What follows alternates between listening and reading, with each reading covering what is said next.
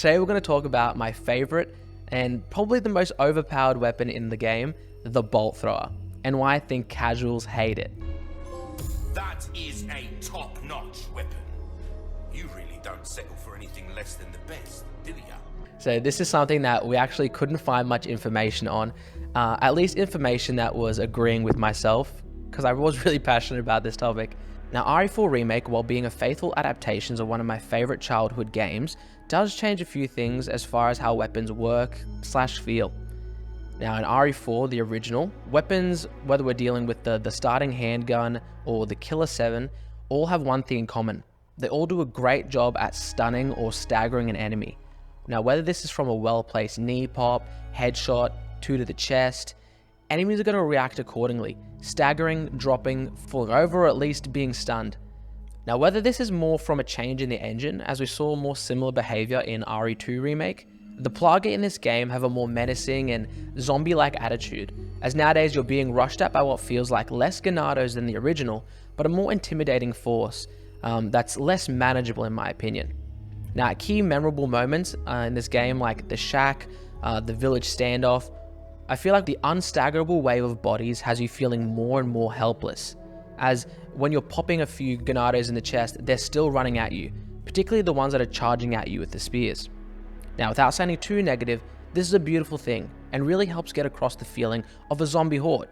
And I know Plaga aren't your average zombies, shut up, I don't give a shit, it's a zombie game. Now, this makes the game feel more like a zombie survival horror game. And with my second playthrough, I found myself going for less and less headshots, and let's be honest, I was missing a lot, and rather multiple disabling shots to the legs so I can do a follow-up melee attack, so I could focus more on bullet and knife conservation and preservation, particularly in that early game. So I don't hate the new feeling in gameplay, as this game feels more like a survival horror game like Resident Evil's supposed to be. Now, back to my main point. A holy symbol to the RE4 community, and the god I pray to at night for protection from what lurks in the dark, is arguably one of the original's best weapons, the Red 9. Now, the Red 9 in the original was a killing machine, killing Ganados left and right in as little as one shot, that's even before the exclusive upgrade, and a staggering machine. No one ever stood a match against it. Now, it does make a return in this game, stranded, all alone, a lone survivor on a ship, wrecked out on the Largo. Now, when I found this gun, my heart raced. My boy was finally back in my hands and looking as pretty as ever in super mega ultra HD graphics. Now, this was hopefully going to answer the gripe I had with the game up until this point. Nothing up until this gun, the SG9 or the Sentinel 9, had that pop that I felt like Leon had, and it felt more like Leon had a paintball gun. The Red 9 has the highest starting power with 2.7 compared to a 1.9 and 2 of the prior two handguns. I excitedly went and spent all my hard-earned boss fight money and a little bit of extra cash I got from fishing for bass out in the Largo. Now, up until this point, you could put 3 upgrade points into the damage of this gun, so I poured all that in there and found some poor Spanish people to test it out on.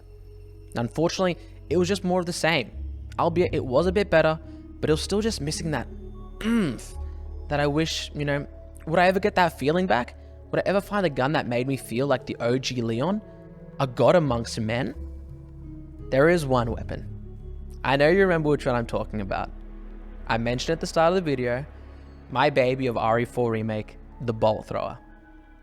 Now, the first thing I'll do is something all parents should do. Learn to be critical of my own child before I go into what makes them better than the rest of them. Now, the bolt thrower has 3 major drawbacks, and they are bolt thrower specific. Firstly, if you shoot a bolt out of bounds, it is gone for good. There's no jank, at least from stuff I've tested or that I looked up, that you can magnetize that shit back into your sexy little Leon hands. 2, you have to craft them. Now, you can start off with 6, I think, craft around 4 at a time with the small knives, or 5 or 6 with the slightly better knives, but they're shit anyway, you don't want to use those. And lastly, when fighting a bursting or transforming Plaga, and I don't know whether this is intentional or a bug, when they do a burst or transformation, you do happen to lose some of your bolts. Looking online, I don't know whether this is something that the game devs intended or whether it's something that's just a bug. Either way, it's completely fine, you just have to wait till it transforms before you start unloading into it. Now, on to the positives, and oh boy, are there many. Now, firstly, as this game goes for more of a traditional survival horror type feeling, bullet preservation is key, as if you're bad with your shots or poor at item management or exploration, you're going to find yourself running out of ammo. Now I know what people are going to say. Oh, but the game has a system in place to make sure that you don't run out of ammo. If you run out of ammo on one gun, then the game's going to reward me with more bullets as long as I just keep cycling my weapons. But either way, you're going to find yourself running out of ammo at one point or the other. The bolt thrower though has retrievable ammo, making this weapon have pretty much unlimited amounts of ammunition. Are you kidding me? In a video game? Now, Remake also introduces a new gameplay mechanic. It's stealth. Now originally, the game didn't really have this aspect, as enemies will kind of just spawn into a fight, and then you just move on after the encounter. This game rethinks the encounter aspect and has enemies already loaded into an area, patrolling or keeping watch, and with this new kind of sneak or stealth feature introduced, Leon can maneuver around them, putting himself in a better starting point for the encounter, or executing stealth instant kills. Now the one drawback of stealth kills are that they chunk the durability of your knife, especially at the start of the game. You can only really do a few of these before you have to repair.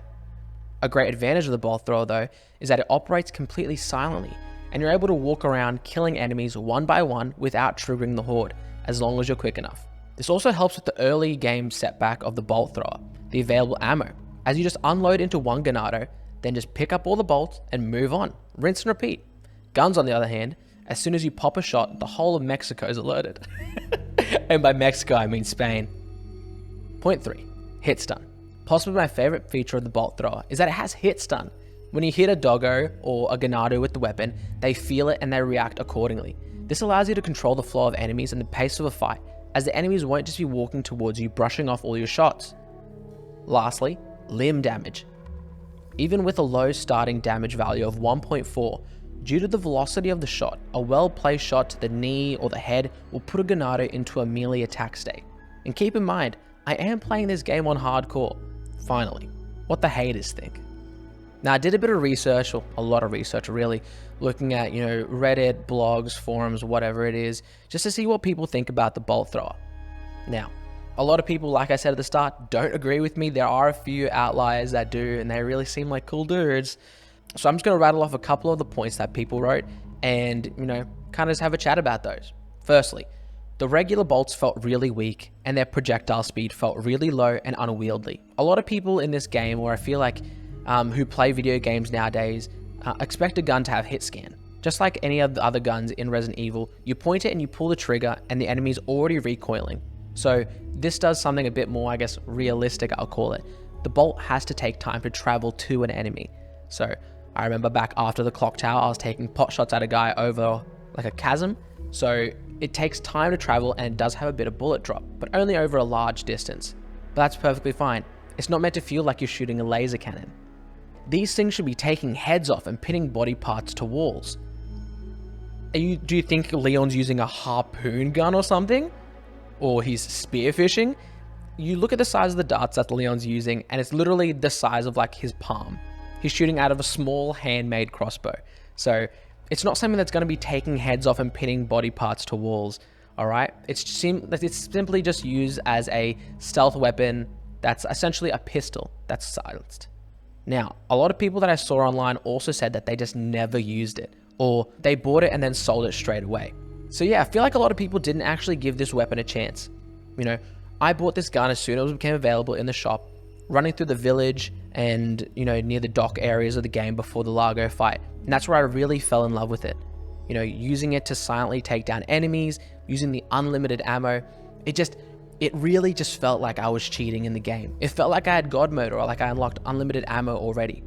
Running and unloading like a full clip into an enemy, even the bull enemies at the start of the game, you can take one out and it really isn't any hassle. It really just makes the game feel easy.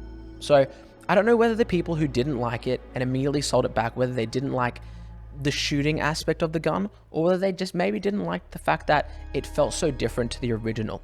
So maybe they're just clinging on to the past, so to say. Another thing people were saying online is that it takes too long to reload.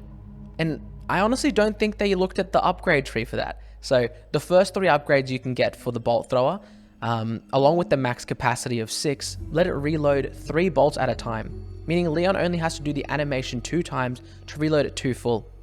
Now, once you unlock the second block of upgrades, or the last block of upgrades, your maximum capacity with the exclusive goes up to 20, and then Leon can reload 5 bolts at a time.